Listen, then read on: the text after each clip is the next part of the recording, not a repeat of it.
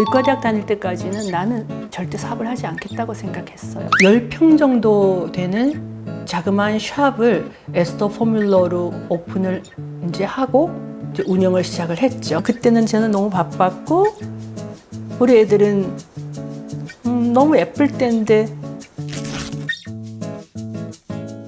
안녕하세요, 여에스더입니다. 지난 3주 동안 제 어린 시절 이야기, 대학 시절 이야기, 또 인턴, 레지던트 시절 이야기 남편과 함께 하면서 저도 무척 힐링이 많이 되는 시간이었어요.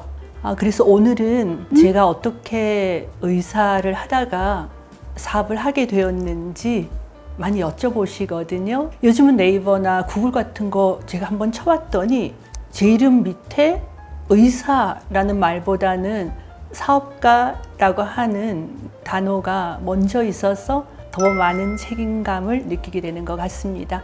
자, 오늘은 제가 어떻게 에스더 포뮬러라고 하는 사업을 하게 되었는지 그 이야기를 조금 말씀드릴까 해요. 저는 사실 의과대학을 처음 들어왔을 때는 크게 어떤 목표나 아니면 의과대학 공부에 재미를 못 느끼고 본과로 들어왔죠.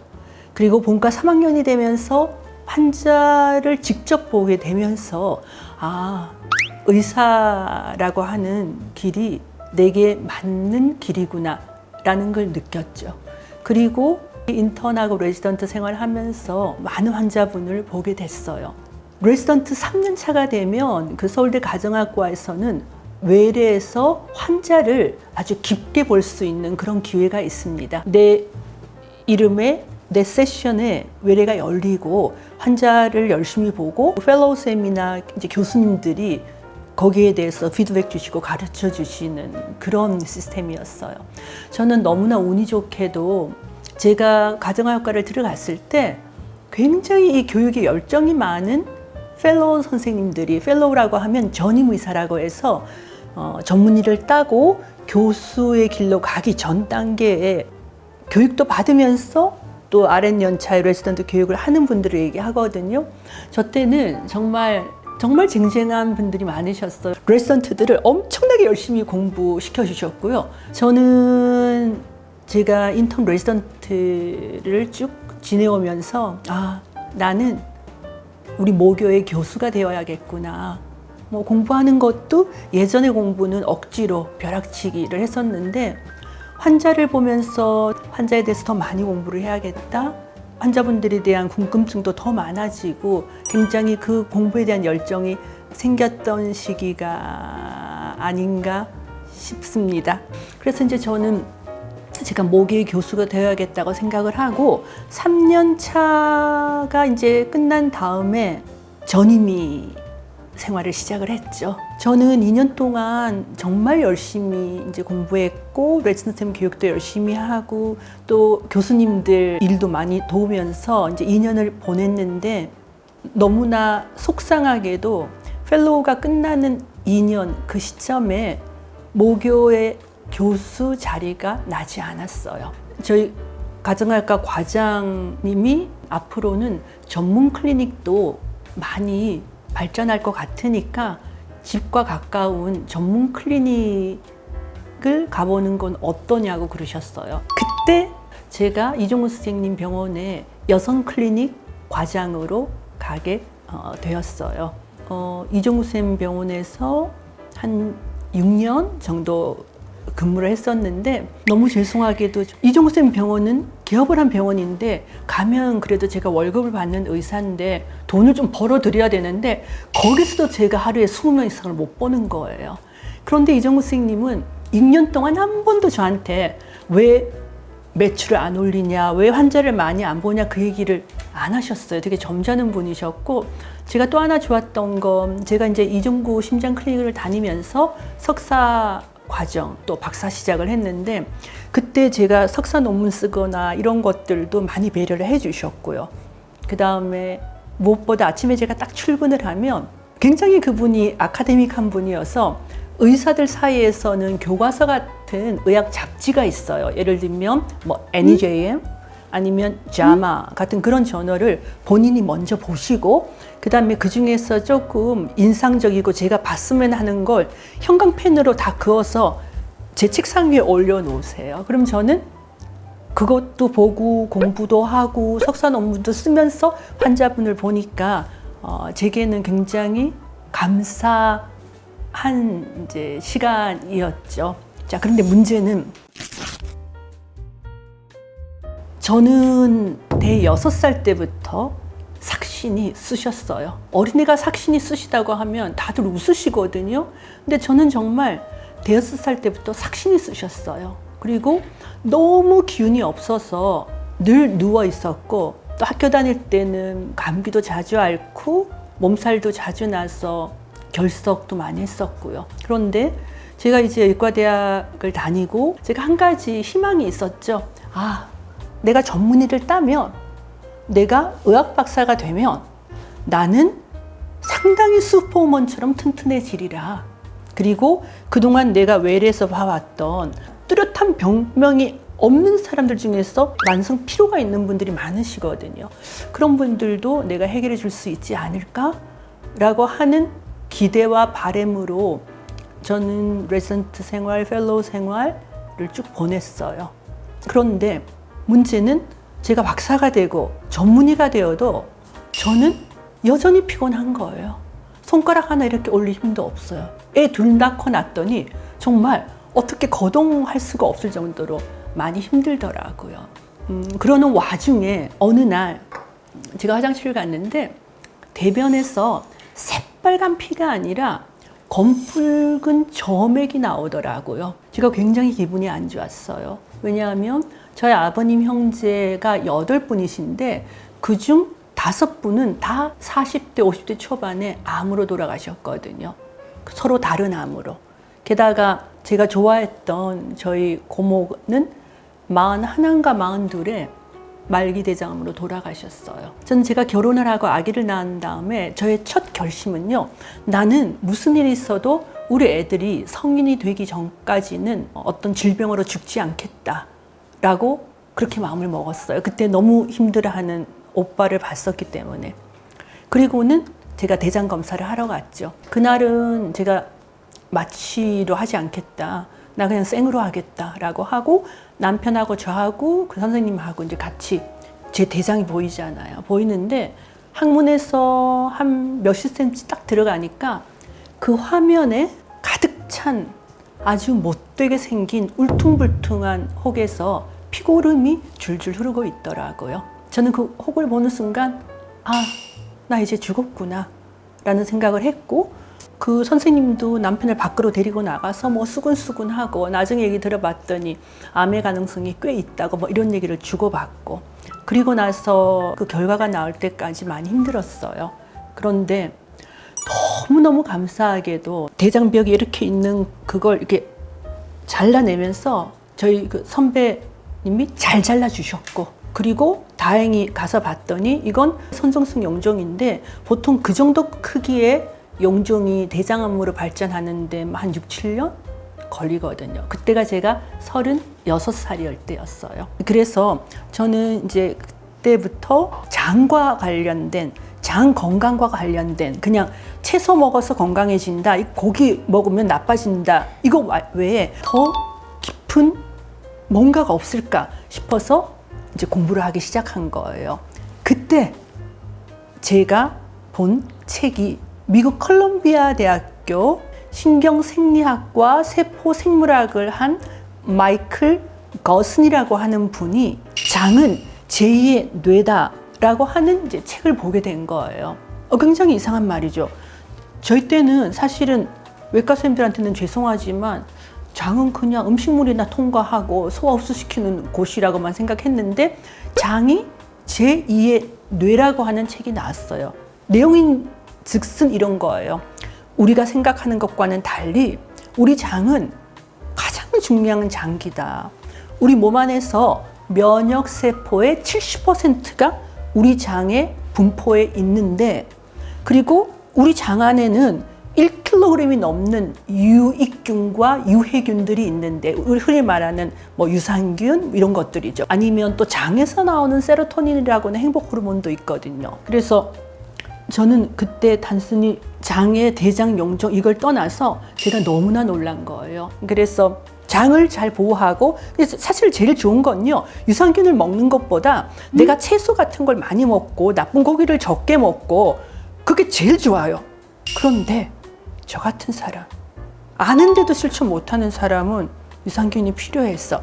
그래서 제가 이 유산균을 제대로 된 걸 먹어야겠다라고 생각을 했었죠. 그래서 이제 저는 그때 이런 영양, 기능의학이라고 하는 부분에 눈을 떴죠. 크게 보면 기능의학, Functional Medicine이라고 하는데, 이 기능의학은 아직까지 우리나라에서 어떤 의과대학의 한 과목이나 어떤 분야로 들어가 있지 않아요.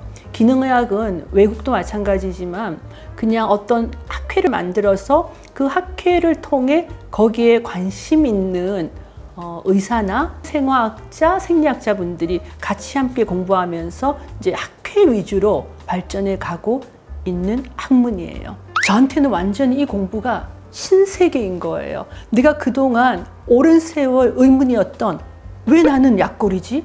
왜 나는 이렇게 힘이 없지? 여기에 대한 어떤 해답이 이 부분에서 보일 것 같더라고요. 제가 이제 이 기능의학에 대해서 알고 나서 또 막 찾다 보니까 미국의 기능의학의 아버지라고 하는 제프리 블랜드 박사가 만든 메타제닉사라고 하는 엄청 훌륭한 기업이 있는 거예요. 그리고 거기에 제가 너무 먹고 싶어 하는 유산균이 있는 거예요. 그러니까 이 메타제닉사는 미국에서 의사들에게만 영양제를 공급하는 회사예요. 그래서 내가 저 유산균을 가지고 들어와야겠다라고 이제 생각을 했는데, 안타깝게도 그 당시에 이 메타제닉사는 국내의 다른 분이 이미 독점 계약을 하고 계신 거예요. 그래서 메타제닉사하고 계약을 할 수가 없게 됐죠. 그런데 그 바로 무렵 2002년도가 됐는데, 미국의 하버드 보건대학원에서 음식 피라미드라 그래서요, 음식을 먹는 이 삼각형의 피라미드를 5년이나 10년 단위로 이렇게 발표를 해요.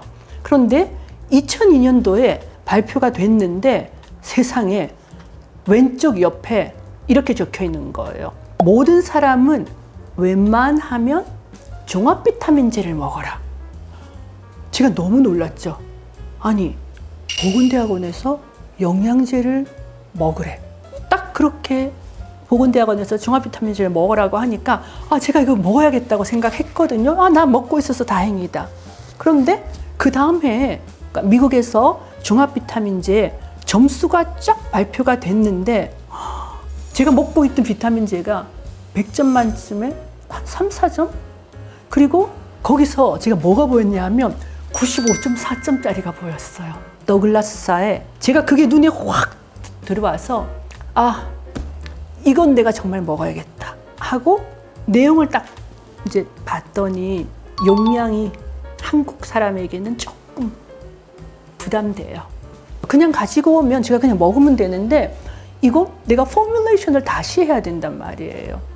그러는 와중에 제가 나는 이걸 회사를 하나 만들어서 이걸 내가 원하는 대로 포뮬레이션을 하고 이걸 가지고 들어와야겠다라고 결심을 하고 법인을 만들어야겠다고 생각했어요.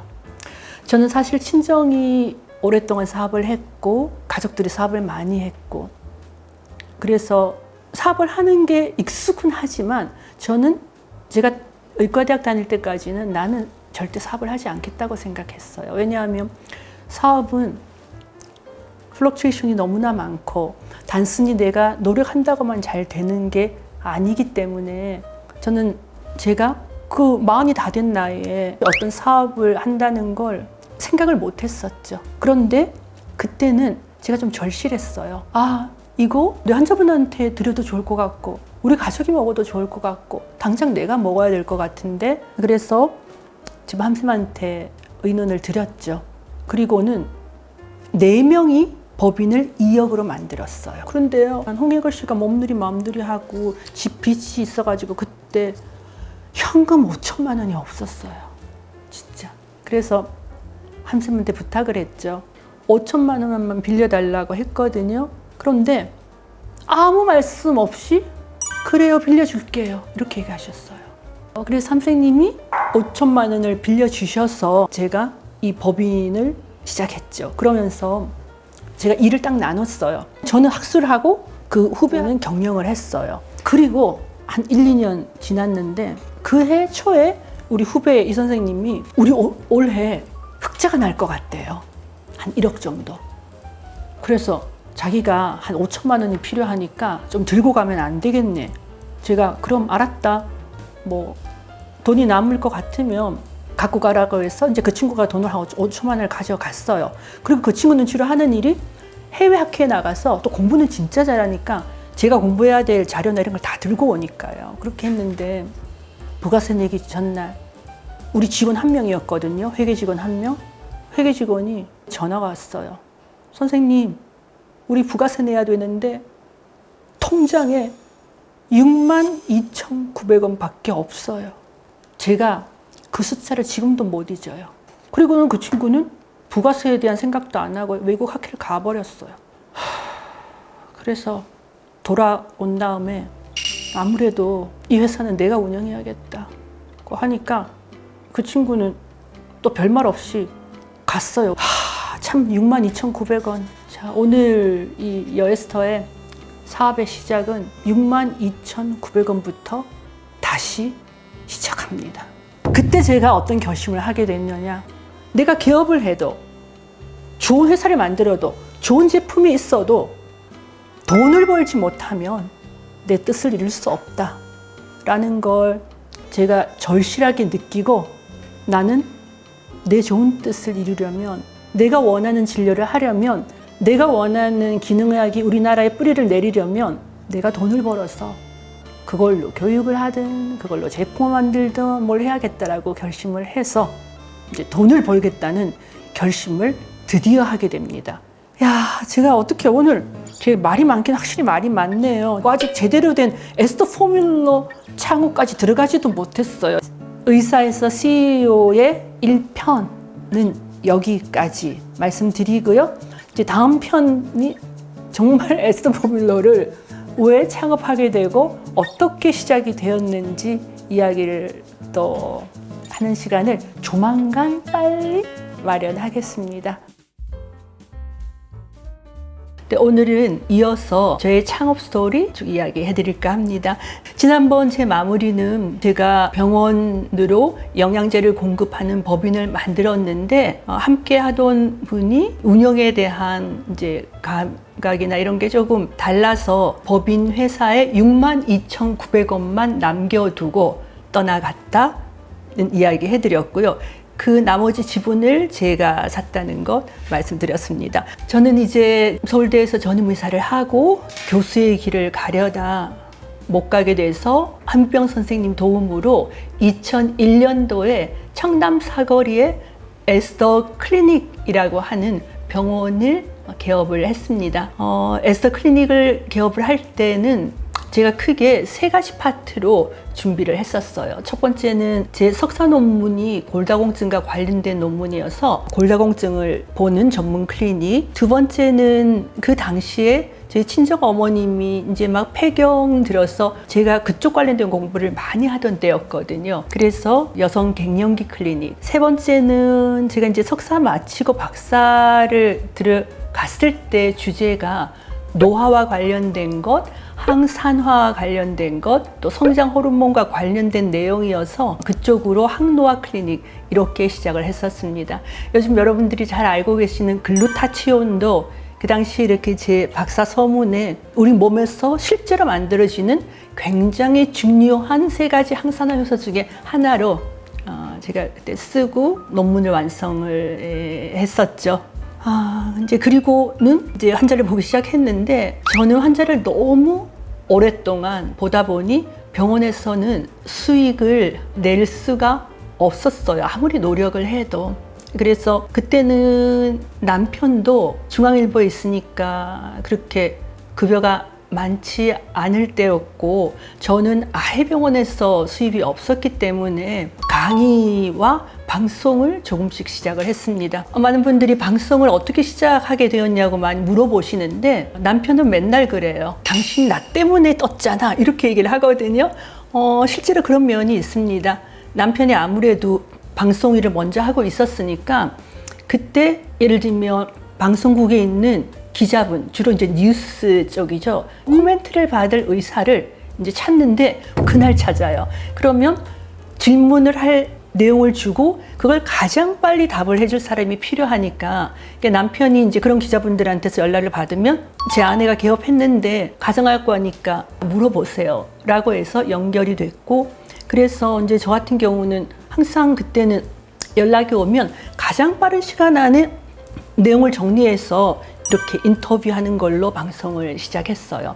그러다 보니까 KBS 라디오의 패널로도 이제 많이 나갔었는데, 하루는 KBS 라디오 녹음을 마치고 남편이 그때 KBS 라디오 건강 365를 MC로 진행을 하고 있었거든요. 그 무렵 남편이 이제 오랫동안 진행하던 건강 365를 이제 더 못하게 된 거예요. 그래서 그 다음 MC를 볼 사람을 막 찾고 있었는데, 그날 우연히 제가 이제 남편 방송 끝나는 시간에 그 스튜디오를 딱 갔는데, 그때 PD님이 이렇게 저를 보시더니 한번 라디오 진행을 해보지 않겠냐고 그러시더라고요. 저는 이제 깜짝 놀랐죠. 저는 한 번도 라디오, 그러니까 패널로 가서 방송하는 건 익숙하지만 진행하는 건 어렵고, 특히나 라디오는 목소리로만 하기 때문에 훨씬 더 부담이 되더라고요. 그런데 그때 많이 이렇게 설득을 하셔서 이제 하게 됐어요. 그래도 출연료가 많지는 않지만 조금 나오니까 그게 우리 가게에 도움이 되거든요. 네,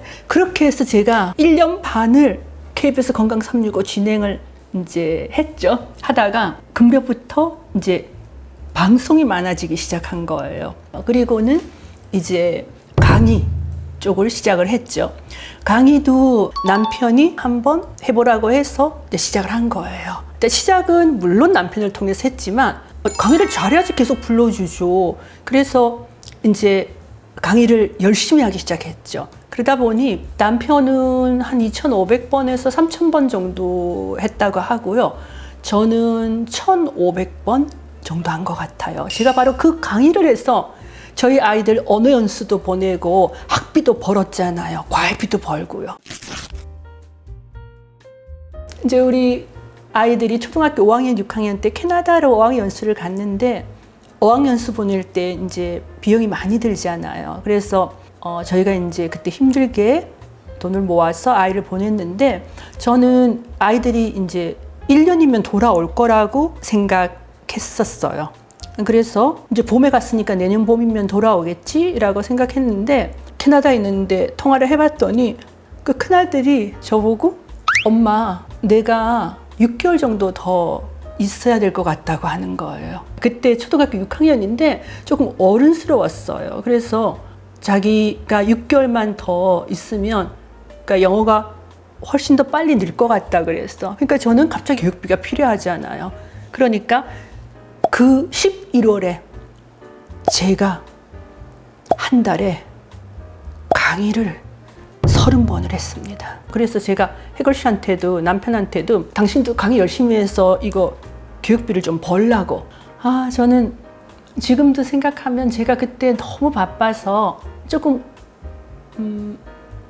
마음 아프다? 글쎄요. 제가 이제 너무 바빠서 주말에도 강의가 많으니까 평일날 어쩌다가 이제 한 6시 반에서 7시 사이에 제가 SM5 몰고 들어오면 이제 그때는 막 그 다른 집 아이들은 이렇게 스케줄 짜서 학원에 가 있어야 되는데, 제가 그때 사실 우리 애들을 제가 유학 보낸 이유는 제가 도저히 애들한테 공부해라, 숙제해라 이런 말 자체를 제가 잘 못하겠더라고요.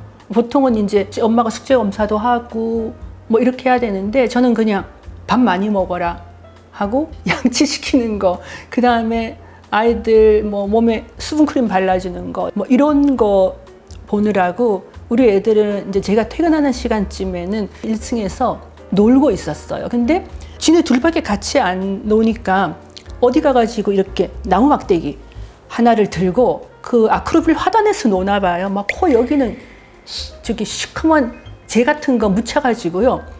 이제 엄마 차가 들어오는 걸 기다리는 거예요. 엄마 차가 이 아크로빌로 딱 들어오면 얘네 둘이서 엄마 하고 고함을 쳐. 그리고는 제가 지하 주차장으로 갈 때까지 막 따라서 들어와요. 제가 막 위험하다고 가라고 해도. 그리고는 제가 지하로 내려가면 쫓아가서 1층으로 엘리베이터로 해서 제 차 주차하는 공간까지 내려와서 그렇게 엄마 반갑다고 좋아해줬던 기억이 나네요. 그때는 저는 너무 바빴고 우리 애들은 너무 예쁠 때인데 뭐 운동회도 못 가고, 그리고 그때는 제가 국내에서 아이들을 관리하고 키우는 게 버거워서 또 유학 보내다 보니까 그 예쁠 때 제가 애들이 어학연수 가고 한 8개월이나 지나서 캐나다를 가본 거예요. 근데 그때는 영어 실력을 늘려야 된다고 해서 큰 녀석과 작은 녀석이 서로 다른 집에 있었어요. 맞아요. 홈스테이를 했어요. 근데 제가 너무 가슴이 아팠던 건, 여기서도 아크로빌을 살 때도 뭐 코에 흙 묻힌 건 똑같지만, 저는 처음에 그 캐나다 어학연수 보는 학원에서 아이들을 8개월 만에 만났는데 노숙한 아이들 같았어요. 정말 깨끗이 씻지도 않고 피쩍 마르고, 워낙 우리 애들이 잘 안 먹으니까. 네, 그래서 가끔씩 얘기 들어보면 둘째가 어디 다치거나 그러면 큰아이가 연고 같은 거 가지고 쫓아와서 발라주고, 또 어쩌다가 이제 학원에서 외식 같은 걸 가면 큰아들이 1살 아래잖아요. 1살 아래인데도 자기 동생이 새우젓을 좋아한다고 이렇게 챙겨주고 그랬었다 그러더라고요. 예, 지금 생각하면 이제 제가 알지 못하는 굉장히 힘든 일들이 많이 있었을 텐데, 엄마가 바쁠 때 아이들이 그렇게 선하게 자라줘서 너무 감사하다는 이제 생각이 들어요. 그리고 이제 제가 2004년도 박사 논문 끝나고 2004년부터 6년 사이에 KBS 건강 365를 하고, 그리고 그때 얘기 드렸던 그 법인에 62,900원밖에 남지 않게 되었죠. 그래서 제가 미국에서 의사들에게 처방하는 건강식품으로 1, 2등 하는 회사와 모두 다 전속 계약을 했지만 돈을 버는 건 또 다른 문제더라고요. 왜냐하면 제가 수입하는 그 회사, 예를 들면 메타제니사 같은 경우는 원가가 너무 비싼 거예요. 유효기간 끝날 때까지 100억 마리를 유지하기 위해서 냉장 배송을 해요. 예를 들면 이제 시애틀에 공장이 있거든요. 그리고 시애틀에서 그때는 샌프란시스코까지 추억으로 이동을 해요. 그때도 냉장으로. 그리고 샌프란시스코에서 대한항공을 타고 우리나라에 들어오는 대한항공 안에서도 냉장. 그리고 내려서 냉장 창고까지 갈 때도 냉장이니까 원가에 운송 비용에 이게 너무 비싼 거예요. 그리고 제가 이제 1,000명 정도 되는 의사 선생님들께 그렇게 교육하고 또 이런 서플먼트가 들어갔지만, 그 선생님들이 본인들이 이렇게 드시는 건 하지만 환자분에게 이걸 왜 먹어야 하는지 설명하는 건 힘들어 하시더라고요. 그래서 내가 의사들을 대상으로 하는 전문 기업, 이 기업을 키우려면 뭔가 머니메이킹을 하고 그걸 가지고 내가 뜻하는 교육이나 내가 뜻하는 사업을 할 수 있겠구나 라고 생각을 했죠. 그래서 2008년도에 에스더 포뮬러라고 일반인을 대상으로 하는 회사를 만들었습니다. 의사 에스더가 배합을 한다는 그런 뜻으로 2008년도에 만들어서 그 갤러리 앞에 10평 정도 되는 자그마한 샵을 에스더 포뮬러로 오픈을 이제 하고 이제 운영을 시작을 했죠.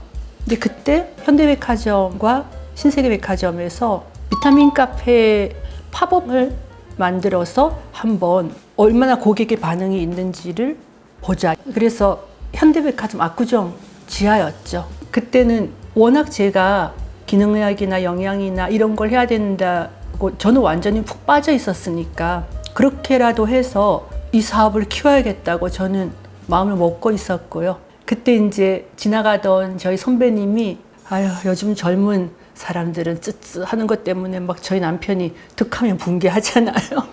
근데 뭐 그렇게 보였을 수 있다고 저는 생각해요. 그렇게 해서 그 팝업 스토어가 제법 반응이 좋아서 저희가 현대백화점과 신세계 강남점에 비타민 카페가 이제 들어가게 됩니다. 거기도 제가 자주 가서 강의도 하고 환자분하고 직접 이야기도 하고 비타민 카페를 알리기 위해서 많이 노력했었습니다. 문제는요. 지난번에도 62,900원이죠. 그리고 신세계백화점과 현대백화점에 비타민 카페가 들어갔는데 거기서 수익이 하나도 나지 않았어요.